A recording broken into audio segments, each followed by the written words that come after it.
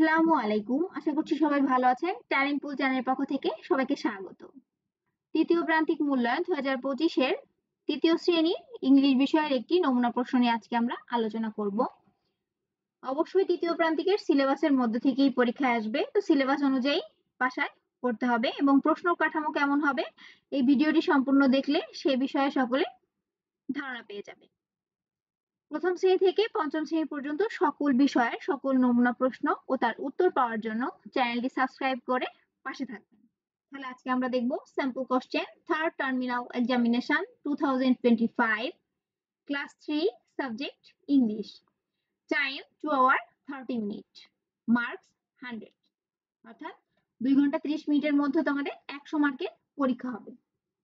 তারপর এখানে কি আছে, কি দেওয়া আছে, the figure in the right margin include full marks.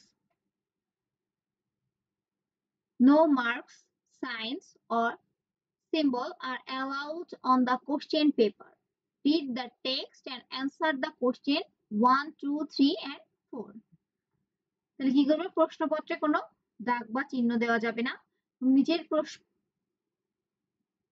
নিচের টেক্সটটা অর্থাৎ নিচের যে অনুচ্ছেদটা দেওয়া আছে ওটা পড়ে 1, 2, 3 এবং 4 নং প্রশ্নের উত্তর করতে হবে।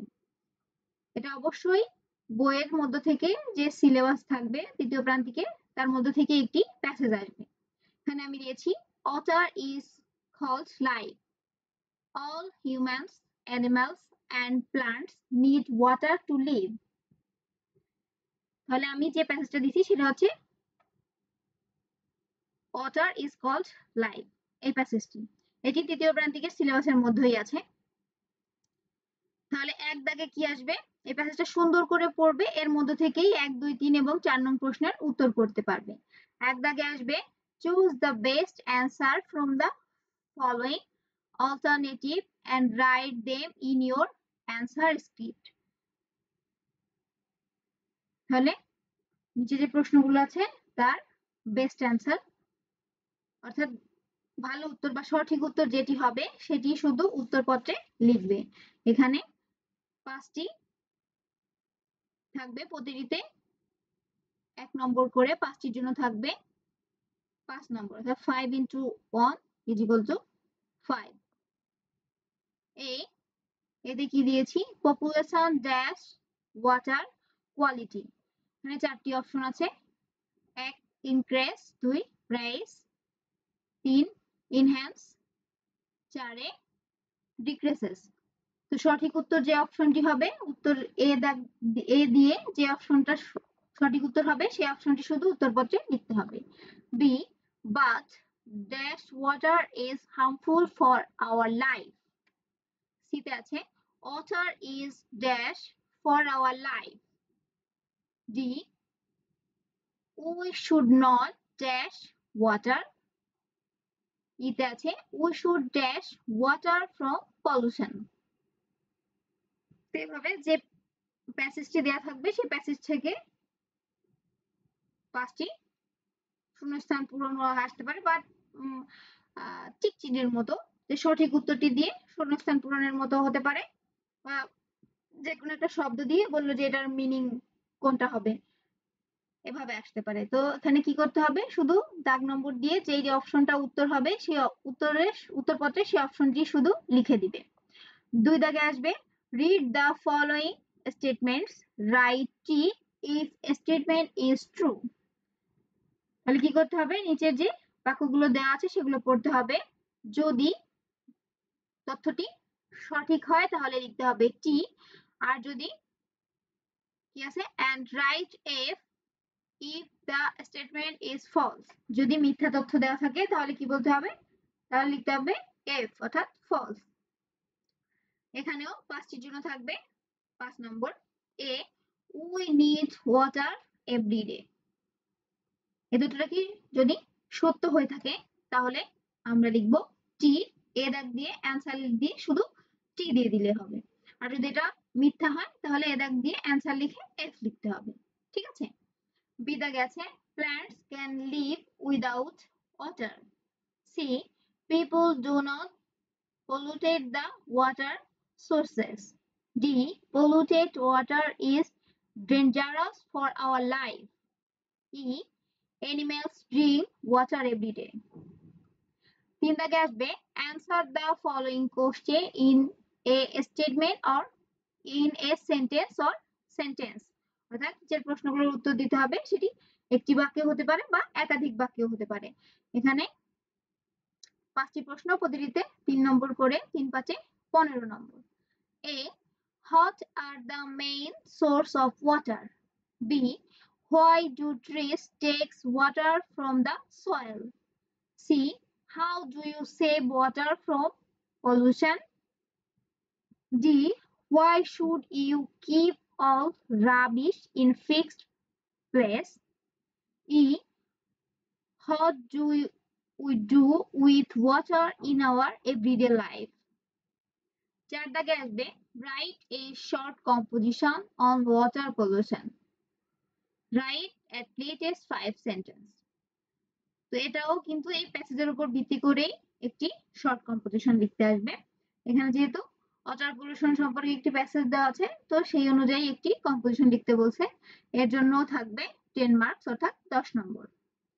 5 দাগে আসবে write the numbers in words.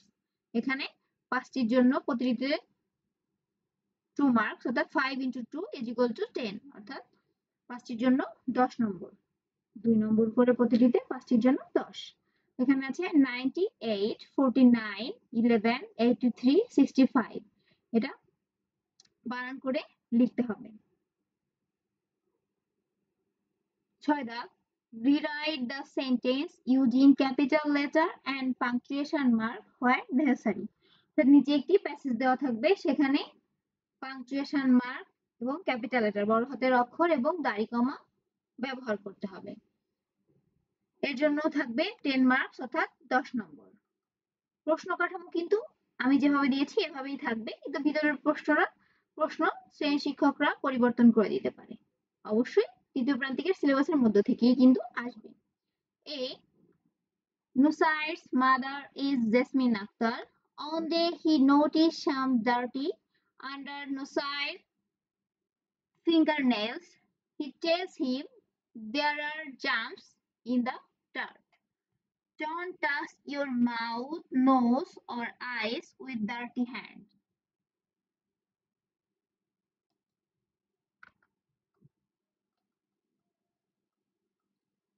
সাত দাগে আসবে match the cardinal number in column A with their ordinal number in column B. এখানে 5 × 2 অর্থাৎ 5টি থাকবে, প্রতিটিতে 2 নম্বর করে, মোট 10 মার্কস অর্থাৎ 10 নম্বর। কলাম এ তে আছে she, activity, holiday, story, animal. Column B তে আছে activities, stories, they, holidays, she's, animal. তো she এর অর্ডিনাল নাম্বার কি হবে? she's। এভাবে মিল করে লিখবে, ঠিক আছে? 8 দাগে আসবে arrange the following words to make them meaningful sentence. এখানেও 5 × 2 = 10 অর্থাৎ 5টিতে প্রতিটিতে 2 নম্বর করে 10 নম্বর। হ্যাঁ দেখো এ জেসমিন নুসাইর ইজ আক্তার মাদার। তাহলে এখানে কয়েকটি ওয়ার্ড আলাদা আলাদা করে দেওয়া আছে, সেটিকে আমরা সাজিয়ে একটি সেন্টেন্সে পরিণত করব। আর কি লিখতে পারি? নুসাইরস মাদার্স ইজ জেসমিন আক্তার। ঠিক আছে, এভাবে সুন্দর করে মিনিংফুল একটি সেন্টেন্স অর্থপূর্ণ বাক্য তৈরি করতে হবে। বি নুসাইরস পেলে little friends with boy to love his. সিতে আছে comes sometimes dirty home with clothes bag he shows and D enjoys find the he in playing. E fingernails she dirt no side noticed under some J on. 9 দাগে আসবে use the word from the table to write meaningful sentence. এখানেও 1 into 5 is equal to 5, অর্থাৎ পাঁচটিতে প্রতিটিতে 1 নম্বর করে মোট 5 নম্বর। তো কি করতে হবে এখানে? প্রতিটি এখানে 3টি অংশ আছে না, 1 2 3, প্রতিটি অংশ থেকে একটি শব্দ নিয়ে বা বাক্য তৈরি করতে হবে। তাহলে এখানে আছে dirty, washing hands, eat, we. Can, prevent, can, spirit, helps, is, should, was. আর 3 নম্বর ইসে কি আছে? Our hands regularly, jumps, you to be healthy, jumps, a good habit. তাহলে এখান থেকে একটি শব্দ নিতে হবে, এখান থেকে নিয়ে কি করতে হবে? একটি মিনিংফুল সেন্টেন্স অর্থাৎ অর্থপূর্ণ বাক্য তৈরি করতে হবে। 10 দাগে আসবে complete the following sentence using the right form of verb given the bracket। অর্থাৎ ব্র্যাকেটের থেকে সঠিক বাক্যটি নিয়ে শূন্যস্থান পূরণ করতে হবে। এখানে 10 into 1 is equal to 1, অর্থাৎ 10টিতে প্রতিটিতে 1 নম্বর করে, 10টির জন্য 10 নম্বর। এ হট ড্যাশ ইউর নেম, এখানে দুইটি অপশন দেওয়া আছে, ইজ আর কি হবে? Hot is your name. এভাবে সঠিক যেটি হবে সেটি মাঝখানে দিয়ে পূরণ করতে হবে।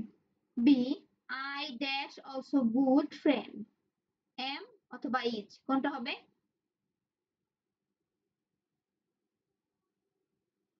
C favourite dash most liked, means or mean.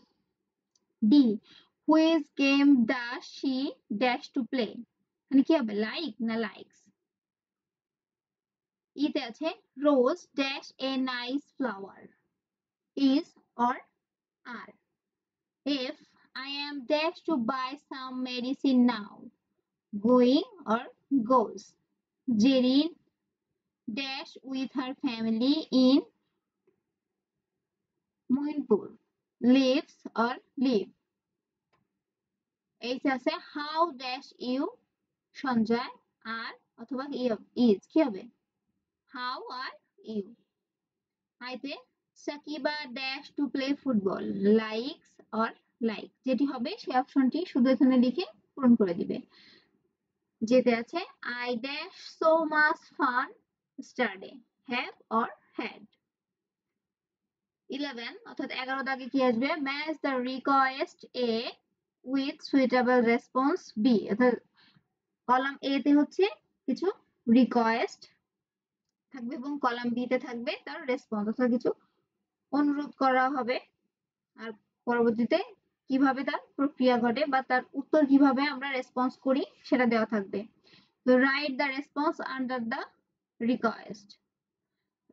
প্রথমে কলাম এ থেকে একটি রিপোর্ট নিবে, মানে একটি রিকোয়েস্ট নিবে এবং এর রেসপন্সটা কি হবে সেটি তার নিজে সুন্দর করে উত্তরপত্রে লিখবে। যেমন কলাম এতে আছে can you show me the way to the nearest grocery.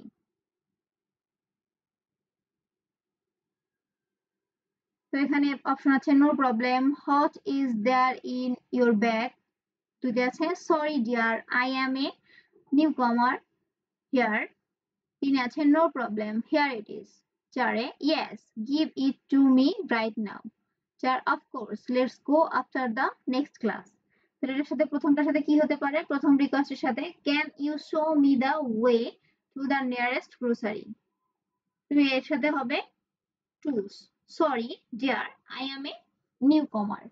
তো উত্তরপত্রে কি করতে হবে? প্রথমে এই রিকোয়েস্টটা লিখতে হবে আর এর নিচে যে উত্তর যে অর্থাৎ রেসপন্স যে সেন্টেন্সটা হবে সেটা এর নিচে লিখতে হবে। বিতে আছে could you please post this letter for me? C would you mind accompanying me to the school shop? D could you please give me your pen for some time? E can you please help me carry the heavy bag? তো প্রশ্ন কাঠামো আমি যেভাবে দিয়েছি এভাবেই আসবে, তো যে জায়গায় যেটা দিয়ে আছি এভাবেই আসবে। তো ভিতরে প্রশ্ন সিলেবাস অনুযায়ী টিচাররা চেঞ্জ করে দিতে পারে, কিন্তু তৃতীয় প্রান্তিকের ভিতর থেকেই দিবে। তো তৃতীয় প্রান্তিক অনুযায়ী পড়তে থাকো এবং এই নমুনা প্রশ্নের উপর একটি পরীক্ষা দিয়ে প্রস্তুতি যাচাই করে নিতে পারো যে কার প্রস্তুতি কেমন হলো। আর এর উত্তরপত্র যদি কারো প্রয়োজন হয় অবশ্যই কমেন্ট করে জানাবে। এবং তৃতীয় শ্রেণীর সকল বিষয়ের সকল নমুনা প্রশ্ন ও তার উত্তর পাওয়ার জন্য চ্যানেলটি সাবস্ক্রাইব করে পাশে থাকবেন। আজ এই পর্যন্তই। আল্লাহ হাফেজ।